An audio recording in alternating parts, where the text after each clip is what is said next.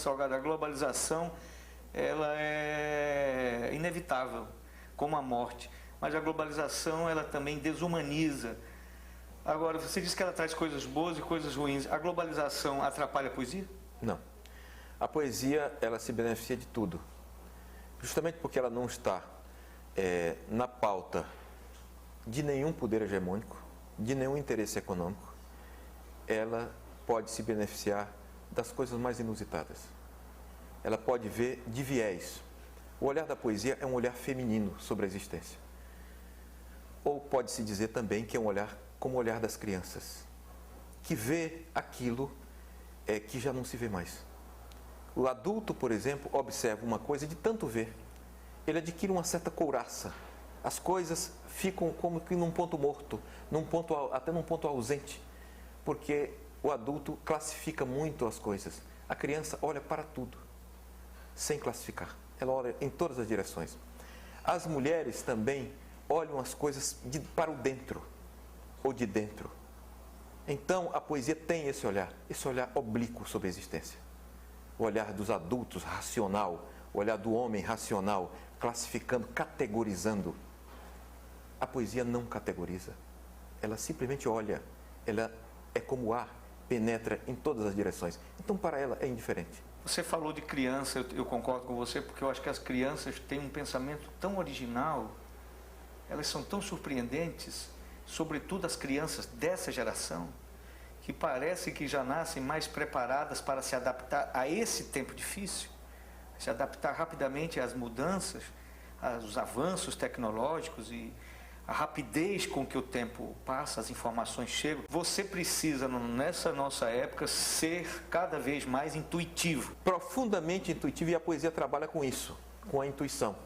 Até tem um grande pensador da estética, que é o italiano Benedetto Croce, em que ele fala que poesia é monumento. Tá. Então, você tem que ser intuitivo para entrar nela. Ela tem um estado de grandeza tal que você também tem que se colocar com humildade diante dela. Toda criança desenha muito bem. Isso. Ela pode não continuar, mas ela desenha o traço, o humor nos desenhos. Um poeta verdadeiramente grande, ele é forjado na infância?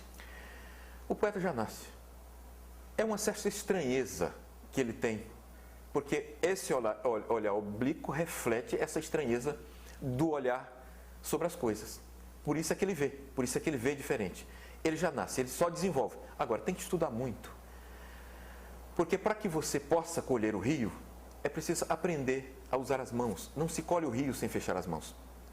Por isso, o poeta tem que buscar conhecer o seu ofício. Tem que procurar trabalhar a carpintaria. Tem que ser amigo das palavras. Conhecer as palavras.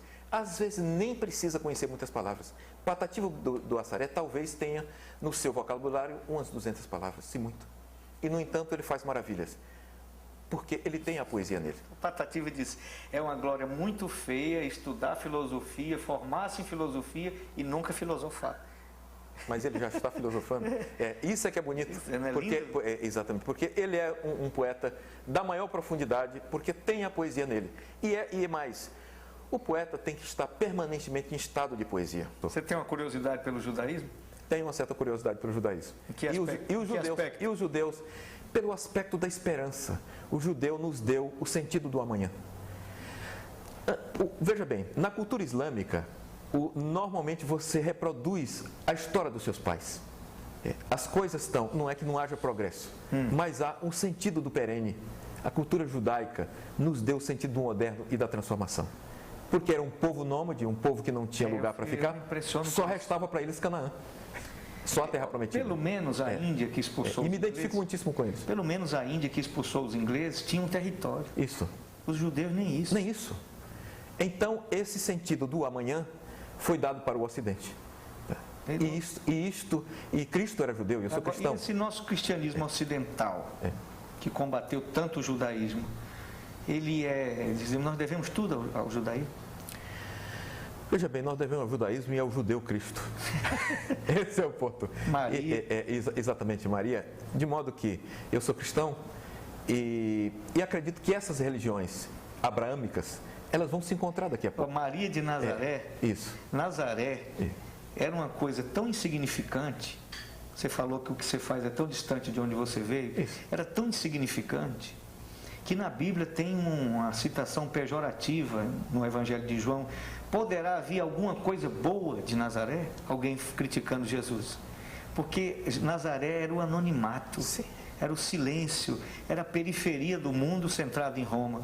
Já era, a Judéia já era periferia. Exatamente. E Nazaré era a periferia da... Mas isso aqui, o novo só vem da periferia.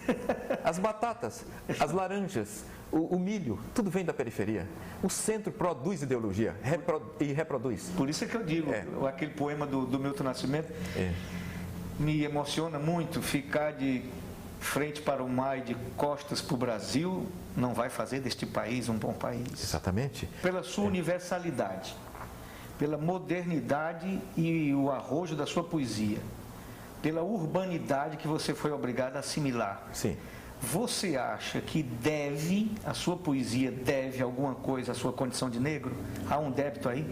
Há um débito aí, se há um débito à minha condição de nordestino, vivendo em dois polos, de ter vivido no interior, de ter vivido como um camponês comum, de ter pertencendo a duas famílias em duas polaridades. Uma família poderosa do Maranhão, quando eu nasci, um tio meu, uma tia minha era primeira-dama, e o outro foi prefeito, depois senador, ministro. Quem era? Alexandre Costa. O senador Alexandre Costa? Exatamente. Que é uma legenda na política do Maranhão. Exatamente. Então, eu pertencendo a esses dois lados, estando do lado da lateralidade do invisível, do povo, isso foi absolutamente fundamental para o meu olhar. E tendo nascido no Maranhão e depois tendo vindo para Teresina, migrado para o Rio e viajado por vários países do mundo, isso me encheu do ethos da poesia. Salgado, vou voltar à Casa Grande Senzala de Gilberto Freire. Sim. Essa história da senzala que se inebria pelo cheiro da Casa Grande, o que você acha disso? E vice-versa. E vice-versa. A gente só olha para o outro lado, a gente não vê o Exatamente. verso. Essa mescla, eu vou lhe contar uma história. A Canabrava dos Pretos. Aí chegaram 3 moças de Portugal que se instalaram em Canabrava dos Pretos, minhas ancestrais. Uma delas se apaixonou, não é o ramo se apaixonou por um preto e teve um filho. Então o ramo da minha família já começou na origem de uma branca que veio de Portugal e se apaixonou por um preto, certamente um preto lindo daqueles, e teve um filho e disse que esse filho não era dela, que ela estava criando o filho, mas ela teve um filho. Então, foi dessa forma sempre no Brasil, essas misturas se deram. Mas eu me refiro àquela história do negro e do pobre que se fascina com o bem-estar. Eu vou chegar lá, eu vou chegar lá. Da mesma forma, até porque também parte desses negros que vieram da África eram príncipes. Tá?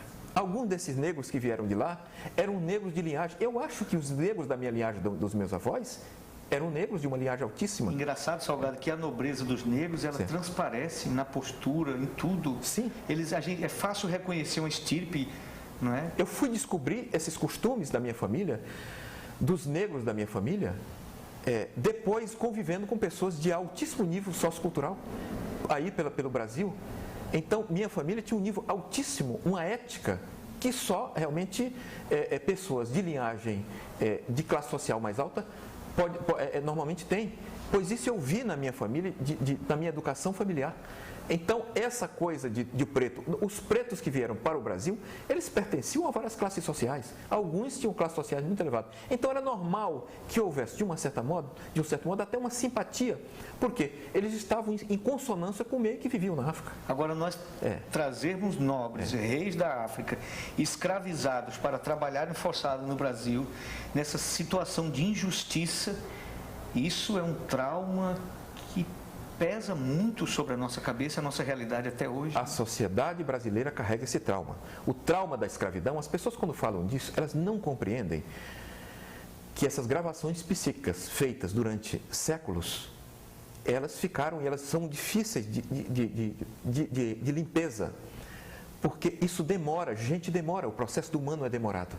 Por isso o desenvolvimento negro é demorado por causa das gravações psíquicas negativas. Até pouco tempo, ele não era um ser humano, era um animal.